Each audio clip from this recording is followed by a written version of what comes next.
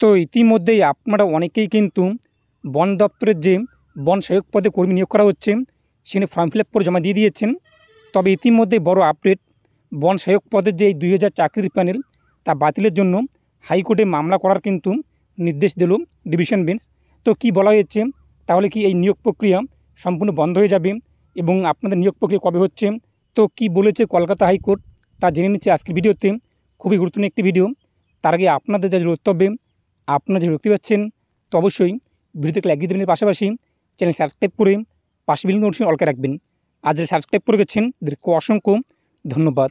তো বলা হয়েছে কিন্তু অবশেষে রাজ্যের বন সহায়ক পদে 2000 জনের একটি প্যানেল বাতিলের নির্দেশ নিয়ে মামলা করার অনুমতি দিল কলকাতা হাইকোর্ট।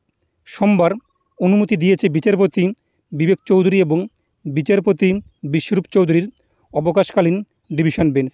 তবে দ্রুত শুনানির আর্জি এখনই মঞ্জুর করেনি উচ্চ আদালত।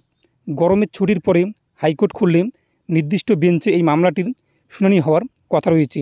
গত সপ্তাহে এই মামলা থেকে সরে গিয়েছিল বিচারপতি অভিজিৎ গঙ্গোপাধ্যায় এবং বিচারপতি পার্থসারথী চট্টোপাধ্যায়ের ডিভিশন বেঞ্চ।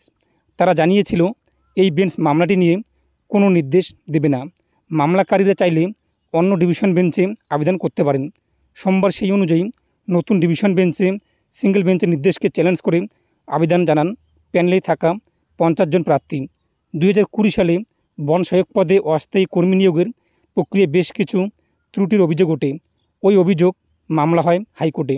মামলাকারীর দাবি ছিল ত্রুটি সংশোধন না করে চাকরিতে নিয়োগ করেছিল রাজ্য। ওই মামলায় বিচারপতি লপিতা বন্দ্যোপাধ্যায়ের একক বেঞ্চের পর্যবেক্ষণে নিয়োগ প্রক্রিয়ার গলদ ধরা পড়ে। তিনি নির্দেশ দেন নতুন করে নিয়োগ প্রক্রিয়া শুরু করতে হবে। সব প্রার্থী আবার ইন্টারভিউতে অংশ নেবেন। আগামী 2 মাসের মধ্যে পুরনো প্যানেল বাতিল করে নতুন প্যানেল তৈরি করতে হবে। নতুন প্যানেল থেকে যোগ্য প্রার্থীরা চাকরি পাবেন। একই সঙ্গে হাইকোর্ট জানায় নতুন তালিকায় যাদের নাম বাদ যাবে তাদের চাকরি বাতিল করতে হবে। সিঙ্গেল বেঞ্চের ওই নির্দেশের ফলে এখন 2000 জনের চাকরি যাওয়ার সম্ভাবনা তৈরি হয়েছে।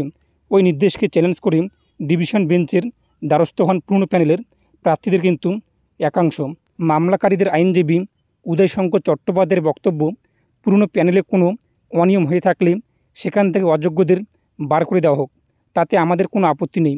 যোগ্যদের কেন ইন্টারভিউ দিয়ে নতুন নিয়োগ প্রক্রিয়ায় অংশ নিতে হবে? সিঙ্গেল বেঞ্চের এই নির্দেশকে চ্যালেঞ্জ করা হয়েছে। অন্যদিকে সিঙ্গেল বেঞ্চের নির্দেশ মতো নিয়োগ প্রক্রিয়া শুরু করেছে রাজ্য সরকার। সেই মতো প্রার্থীদের আবেদন নেওয়া শুরু হয়েছে। অর্থাৎ নিয়োগ প্রক্রিয়ার প্রথম ধাপ ইতিমধ্যে শুরু করে দিয়েছে রাজ্য সরকার। এই অবস্থায় ডিভিশন বেঞ্চে মামলাটি বিচারাধীন থাকায় দ্বন্দ্বে কিন্তু প্রার্থীরা। তো আশা করি বুঝতেই পেরেছেন যে বন সহায়ক পদে যে 2000 পদে কর্মী নিয়োগ করা হচ্ছে, এই প্যানেল বাতিল নির্দেশ নিয়ে কিন্তু আদালতে মামলা করতে পারবে যারা মামলা করতে চান। তো সেটা কিন্তু রায় দিয়ে দিল কলকাতা হাইকোর্ট যে যদি আপনার মনে হয় এই প্যানেল কোনো সমস্যা রয়েছে সেক্ষেত্রে আপনারা কিন্তু অ্যাপিল করতে পারেন। সেই মধ্যে কিন্তু অ্যাপিল জমা পড়েছে। তো বুঝতেই পারছেন এখন আমাদের অপেক্ষা করতে হবে যে কবে নিয়োগ করা হচ্ছে। এটি কিন্তু 2 মাসের মধ্যে হয়ে যেত, যদিও এখন এর যে রায় রয়েছে গরমের ছুটির পর দেওয়া হবে। তারপর কী আপডেট রয়েছে আমি আপনাদের জানিয়ে দেবো এবং এ নিয়ে আপনাদের মতামত কী রয়েছে